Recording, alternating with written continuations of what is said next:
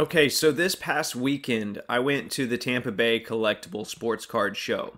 Some of you might remember that I recapped my trip to the Bay Area Card Show a couple weeks ago. That one's really in Clearwater, they call it Bay Area, and these are two different shows. Now, one thing I really like about Florida is there's a pretty good mix of sports card shows. And even though there's some overlap, they all have a little different of an identity, and you can take different approaches to each one. The Bay Area Card Show, the one I talked about last week or 2 weeks ago, is advertised as having 120 tables. There's a lot of slab stuff, a lot of liquid stuff, but there's good stuff too, and people are more likely to travel from out of town or out of state to attend that one. The Tampa show that I went to this past weekend feels a little smaller. It's in a Holiday Inn now. It used to be at a local flea market, and it still kind of has that vibe to it. And I don't mean that in a negative way. I liked that flea market show, and I went to it quite a bit. And I'll label it more as a digger's show, meaning it's really good for people that want to walk in with $50 and dig through boxes for a couple hours. And that's me. And I ended up spending, I think, $77 on Saturday. Now, make no mistake about it, when you're digging, there's a lot of stuff that people would classify as junk. And this is where knowing your parallels, your inserts, and your case hits really pays off. If you dig long enough, you're bound to find something. And I'll make a YouTube video that describes each one of my finds in more detail. But pretty soon after heading in the door, I did a little digging, and I found a 1995-96 finest Magic Johnson refractor for like an eighth of what it should have cost. So that was exciting. Another thing I like about this show is that I run into cards that I didn't know existed or I'd never seen in person. And usually if a seller has a lot of them, they're willing to teach you some about them in the process. So this time, I found a dealer that had a bunch of old cards of politicians, athletes, and actors from the 1920s.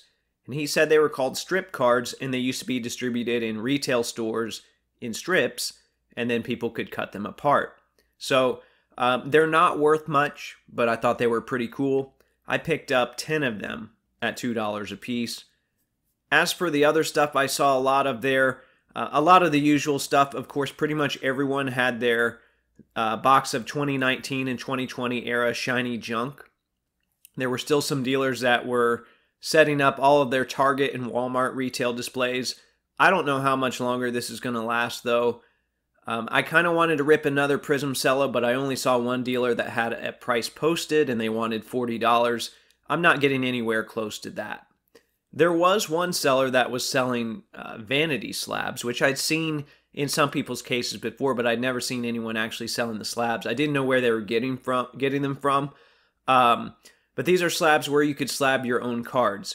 And I don't think that's a horrible idea. In fact, I've mentioned it in the past with PSA. Some people just want their stuff in a PSA slab. They don't care so much about the grade. Well, these are not PSA slabs. It was a different company. And like I said, the price seemed a little bit high to me. It was $20 a piece. I think I'd rather just add a little more and send my cards to SGC or CSG or maybe even HGA if I wanted that fancy label. But it was interesting nonetheless. All in all, I found a good mix of vintage and modern basketball, some stuff for my PC, and some stuff that I'll add to my show inventory in the months to come. I plan to set up next weekend with a friend at the CollectorCon in Tampa. And I've already seen that people are coming from out of state for that show, and it should be a lot of fun. I'm curious to see if it will be like a big regional show like Dallas or Boston, and I guess only time will tell. So like I said earlier, check out my YouTube if you want to see me talk about some of my pickups in more detail. That video will come out after my first recap video, so you'll want to be on the lookout for that.